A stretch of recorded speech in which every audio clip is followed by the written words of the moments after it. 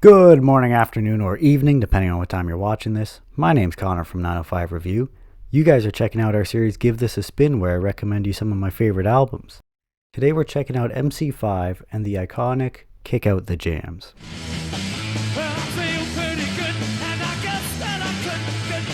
MC5, or the Motor City 5, date back to the early 60s, where some friends with interest in fast rockers like Dick Dale and Chuck Berry, as well as the soul, blues, and jazz that would have been big in their hometown due to the massive Motown records, were on the verge of something new.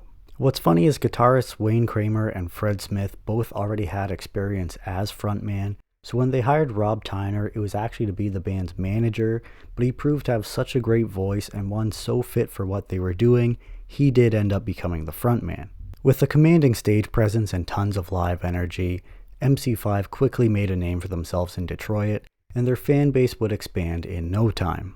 During an East Coast tour, it was reported that they were overshadowing the bands they would open for. And these weren't duds either. We're talking big name bands like Cream or Big Brother and the Holding Company. And this garage rock that they not only played but excelled at would lead MC5 to be highly influential as precursors to punk rock. After all, this was 1968, and punk didn't even really exist yet. And one thing that's always been closely tied to punk is politics, something that MC5 were no strangers to. I mean, after all, the band's eventual manager was a co-founder of the White Panthers, a group established to work alongside the Black Panthers. But hold on, because they get even more badass. At the 1968 Democratic National Convention, all sorts of bands were supposed to play to protest the Vietnam War. The problem is, out of the few bands who actually did show up, only MC5 was willing to play.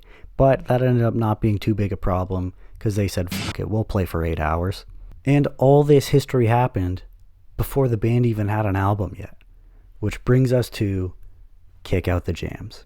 And as you'll hear, it's a live album, recorded in their native Detroit only 2 months after that chaos at the DNC.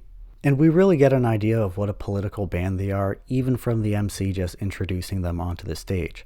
He's hyping up the crowd, he's saying he wants a revolution, and he's asking the fans if they're going to be part of the solution or part of the problem. It takes 5 seconds. 5 seconds of decision. 5 seconds to realize your purpose here on the planet. It takes 5 seconds to realize that it's time to move. And after that electric intro, the set starts off with the cover, Ramblin' Rose. Not the Nat King Cole hit, but the Jerry Lee Lewis song. And you can feel the band's energy come through in this gritty hard rock performance. Jerry Lee Lewis was one of the most rock and roll guys of his time, and surely he'd be proud of this. And that's all we're gonna say about him.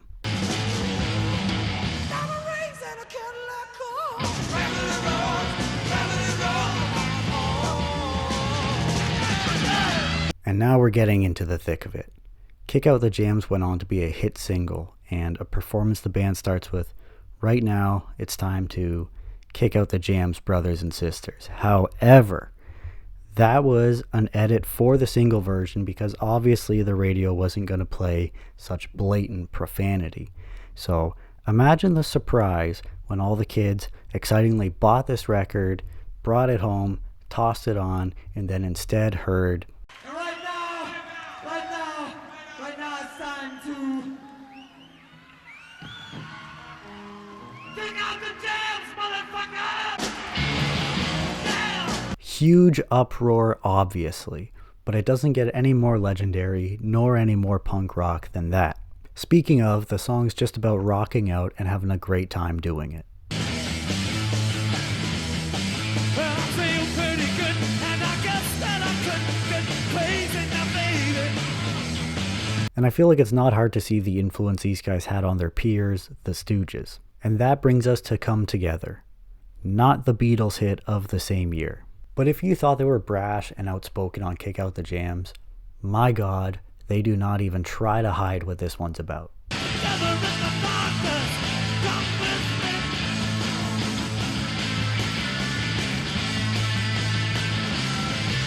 But it's still a solid rocker, even if you have to hear about. So they end the first side of the record with Rocket Reducer number 62. And it's just about being a carefree, badass dude trying to score chicks.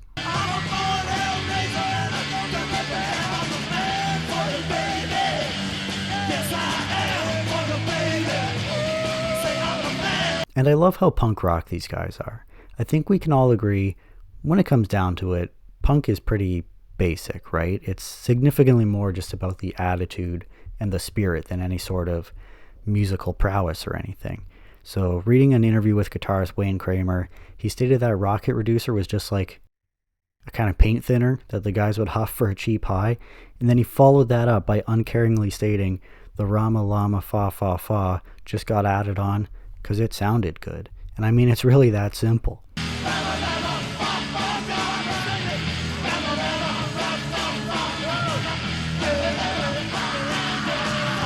The second side of the record then opens with Borderline. It's a solid rocker with its fierce energy, and again here we're making love.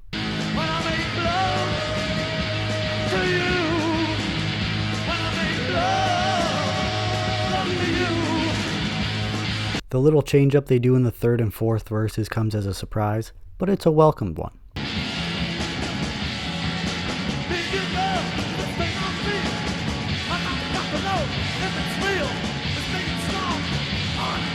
Following that is a cover of blues legend John Lee Hooker's Motor City is Burning. It was written just after the bloody Detroit riot of 1967, and MC5 quickly added the song to their set list. Given the context and the 20 minutes that we just listened to, I would have expected they would have kept some of that rock energy going to it, but a lot of Hooker's original blues sound remains here.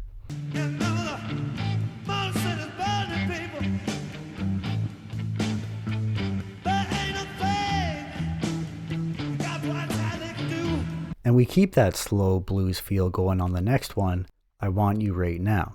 And really that's all there is to this one lyrically, but musically I feel like it's a pretty good tune.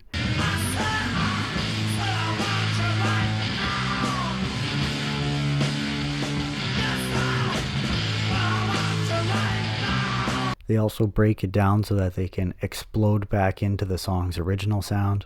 And the performance concludes with Starship.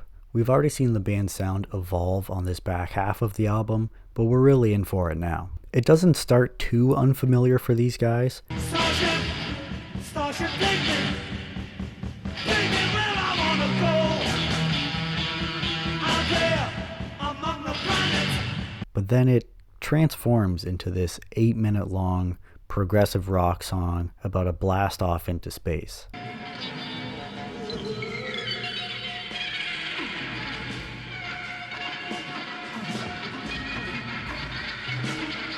And I mean, what a stark contrast, totally out of left field, but it is exceptional. Kick Out the Jams is available on all major music formats. There were a couple alternate covers to it in foreign countries such as Italy and Japan, with the Japanese artwork still being sold as recently as 2009. The album was sold on a picture disc in 2003 and would later be sold on red vinyl as well as a red, white, and blue split. And with the current decade came some more funky variants such as the red, white, and blue splatter, the clear red splatter, and the black within the clear. And this was a landmark album. Thankfully it's remembered as one, though I would argue it probably doesn't get brought up as often as it should. After all, I would say MC5 aren't even as household a name as bands like the Ramones or the Clash. And they did have their critics, but many could at least acknowledge the sheer power the band had when they got on stage. This album, or at the very least its title track, still gets mentioned occasionally on all-time best lists. To me, this has to be some of the utmost important punk rock music, even if it did predate punk rock music. I mean, the songs aside, you think of the influence they had over the Stooges and then subsequent important bands and their involvement in the local political climate, everything that went on at the DNC, and then incorporating Motor City is Burning into their set list. But with that being said, I was disappointed in the lyrics here, how straightforward they are about just rocking out or having sex. I would have liked to see a lot more of that political side of them, the only real instance being the aforementioned cover. I mean, the band's most in-depth lyricism here is about space travel. But what an electric performance. Just going off the tunes themselves, I'd probably be more likely to give this an A- grading, but just the significance of it all, I'm comfortable enough boosting this up to an A. But those are just my thoughts on MC5 and Kick Out the Jams. Let me know yours. As always, I've appreciated hosting you, and maybe you'll stick around for another. Till next time.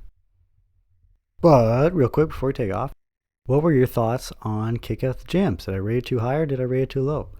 You let me know down below, as well as any other thoughts or comments you might have, albums you might want me to check out. As always, I've appreciated you stopping by, and yeah, thanks again. See you around.